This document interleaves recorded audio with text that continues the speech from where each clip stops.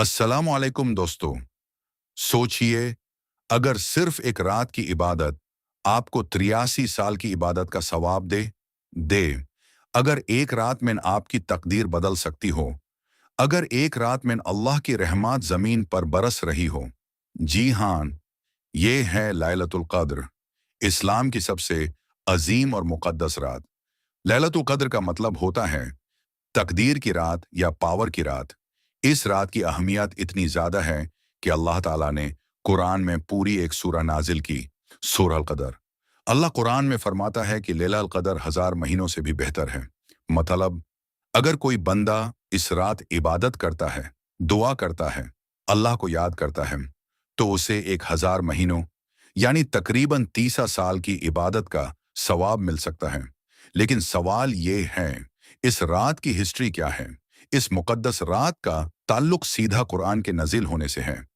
Islamic रिवायात के मुताबिक कुरान का पहला पैगाम इसी रात में नज़ील हुआ था, जब फरिश्ता जिब्रील अल्लाह का कलम लेकर आए और पहली बार वही नज़िल हुई प्रॉफिट मोहम्मद सल्लल्लाहु अलैहि वसल्लम पर। यह अजीम वाक़या हुआ था गारे हिरा में, जो मक्का के पास जाबल अल नूर पहाड़ पर मौजूद है। यहीं से शुरू हुआ कुरान के नज़ूल का सिलसिला, जो अगले 30 सालों तक धीरे धीरे मुकम्मल हुआ। दोस्तों, लैलतुल क़द्र रमज़ान के आखिरी 10 दिनों में आती है, खास तौर पर 21, 30, 25, 27 या 29 की रातों में से किसी एक रात। इसीलिए मुसलमान इन रातों में ज़्यादा से ज़्यादा इबादत करते हैं, नमाज पढ़ते हैं, कुरान की तिलावत करते हैं और दिल से दुआ मांगते हैं। रिवायत में आता है कि इस रात फरिश्ते ज़मीन पर उतारते हैं और अल्लाह की रहमत हर तरफ फैल जाती है। कुरान के मुताबिक ये रात सुबह होने तक पूरी सलामती और बरकत वाली रात होती है। तो दोस्तों, लैलतुल क़द्र सिर्फ एक रात नहीं है, यह एक मौका है तकदीर बदलने का, गुनाह माफ करवाने का और अल्लाह के करीब होने का। जो शख्स ईमान और सच्ची नीयत के साथ इस रात इबादत करता है, अल्लाह ताला उसके पिछले गुनाह माफ फरमा देते हैं।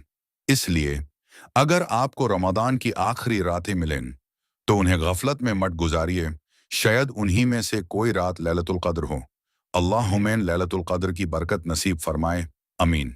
10 पावरफुल दुआज फॉर लैलात अल क़द्र।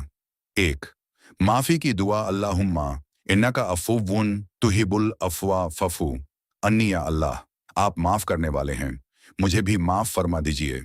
जाडू हिदायत और रहमत की दुआ। रब्बना ला तुज़िग़ क़ुलूबना बादा इज़ हदैतना व हब लना मिन लदुनका रहमह इन्नका अंतल वहाब।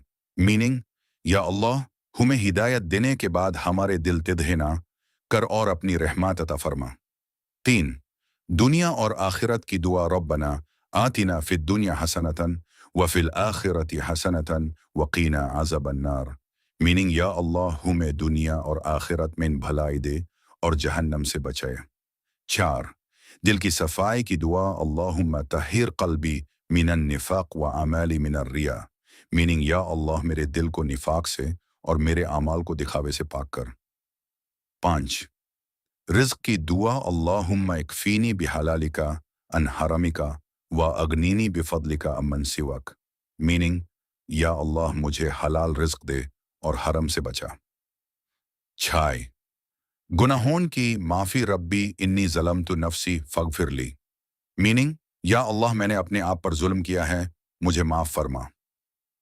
7, पेरेंट्स के लिए दुआ। रब्बिग़फ़िरली वाली वालिदैया वरहमहुमा कमा रब्बयानी सगीरा।